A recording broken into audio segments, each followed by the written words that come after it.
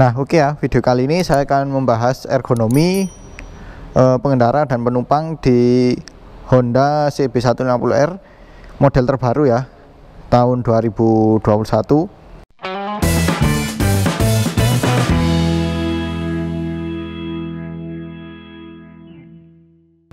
Ini adalah yang versi keempat. Jadi yang paling berubah itu sisi depan ini ya, ini kelihatan lebih besar. Nah untuk review detailnya kan sudah saya bahas di video review sebelumnya ya. Sekarang saya akan bahas ergonominya, bagaimana sih untuk saya yang tingginya 167 cm dengan berat 61 kg.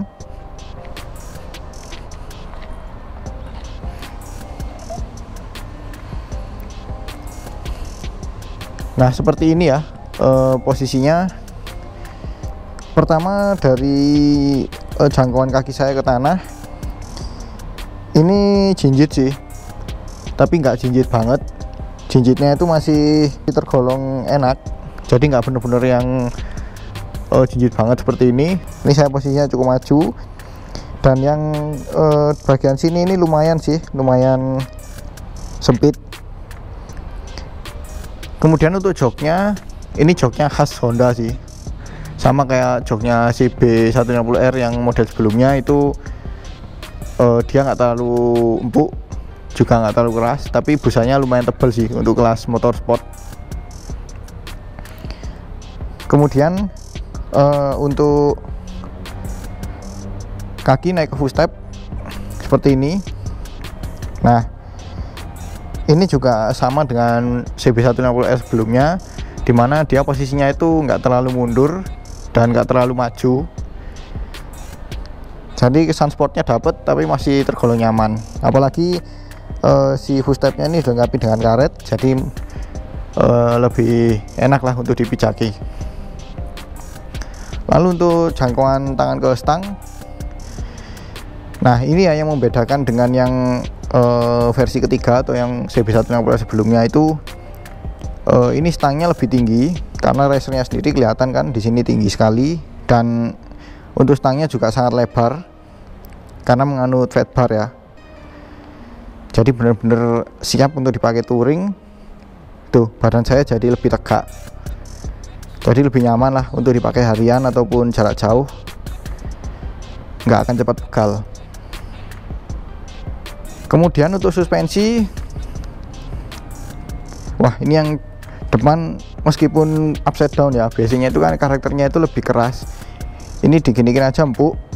Dan memang sih saya sempat test ride singkat ketika ada eventnya dari MPM Malang. Itu wah istimewa sekali sih suspensi depannya, empuk. Kemudian yang belakang ini juga empuk. Ini kebetulan modelnya yang tidak bisa di setel ya, tingkat redamannya. Jadi untuk bawaannya ini untuk saya pribadi sudah empuk, tapi mungkin kalau misalnya kalian bawa penumpang atau bawa box akan lebih empuk lagi. Cuman ya kalau dipakai sendiri empuknya pas sih. Lalu untuk tangkinya sendiri kita lihat, wah ini memang lebih besar daripada model sebelumnya. Tapi ini cover ya, bukan tangki asli.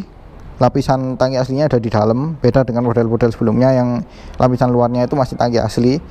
Ini masih pakai cover tuh. Jadi ya untuk secara bentuk visual itu lebih kekar, tapi kalau kita rasakan seperti ini, kita ketuk-ketuk, itu rasanya seperti kosong gitu.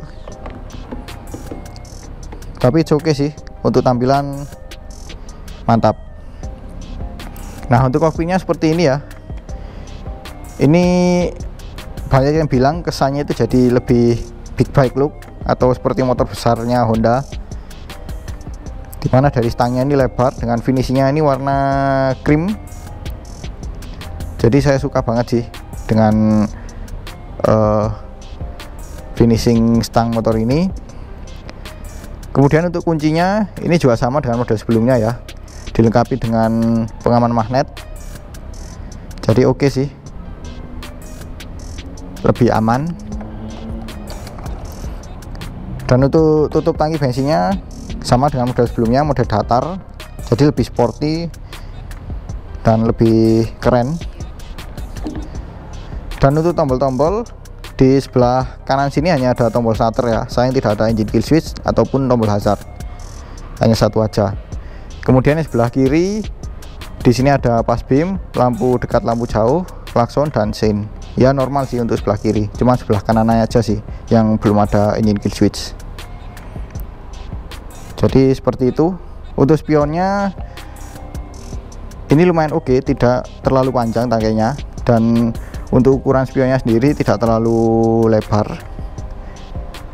Dari speedometernya ini kelihatan, ini kebetulan karena ini unitnya dealer ya, jadi akinya tidak terpasang. Tapi kalian sudah lihat kan review saya sebelumnya yang impresi saya melihat secara gambar, itu sudah saya jelaskan di sini. Ya ini modelnya full digital dengan positif display ya. Dan info-info yang ditampilkan itu juga lumayan lengkap, sama dengan CBR 160. Dan di sini ada dua tombol untuk setting jam dan juga odometer. Kemudian di sini ada beberapa indikator ya. Jadi kalau kita lihat itu emang secara visual kelihatan lebih keren daripada model sebelumnya ya. Kalau model sebelumnya itu kan dia terkesan kecil-kecil gitu. Kalau ini lebih jelas. Nah oke, sekarang saya akan mengajak Pras untuk mencoba duduk di depan, dan juga saya akan mencoba duduk di belakang sebagai penumpang, bagaimana ergonominya. Nah oke ya, sekarang saya bersama dengan Pras. By the way, tingginya 165 cm dengan berat 52 kg, benar ya? Iya, benar. Nah sekarang kita coba tanyakan ya, untuk dari jangkauan kaki ke tanah gimana? Ini buat tinggi saya hampir napak sih. Tapi apa? Kurang dikit lagi ya sebenarnya. Iya, ya? kurang dikit lagi, tapi it's okay lah.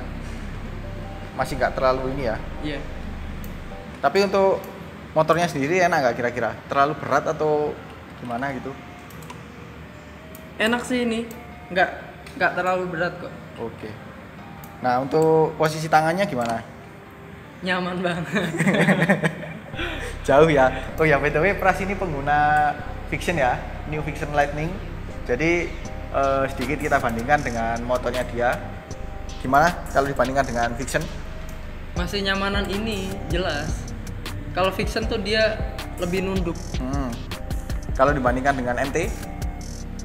Kalau sama MT tuh ya posisinya sama, cuma kalau MT lebih maju. Lebih dekat. Benar. Kalau ini lebih jauh, cuman tingginya hampir sama ya. Iya benar. Tangannya juga lebar nih. Nah jadi seperti itu. Untuk kaki naik ke full step gimana? Oh ini agak maju ya dia. Ya karakternya ACV emang gini dari dulu. Kalau Vixion kan agak belakang gini. Dia. Karena dia rangkanya pakai delta box itu mungkin ya? Iya mungkin.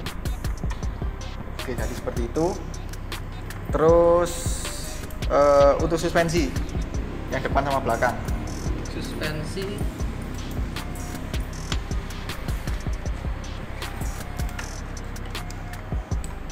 suspensinya emang karakternya padat gini ya? Iya. Karakternya suspensi upside down, cuma nanti menurut pengalaman kalau dipakai di jalan raya itu emang empuk banget sih. Lebih main ya kalau di jalan. Kalau sekedar dicobain kayak gini mungkin nggak terlalu terasa ya. Nggak kerasa. Pengalaman dari CBR yang baru sih sebenarnya. Nah jadi seperti itu. Oke, sekarang saya akan mencoba duduk di belakang sebagai penumpang, bagaimana ergonominya.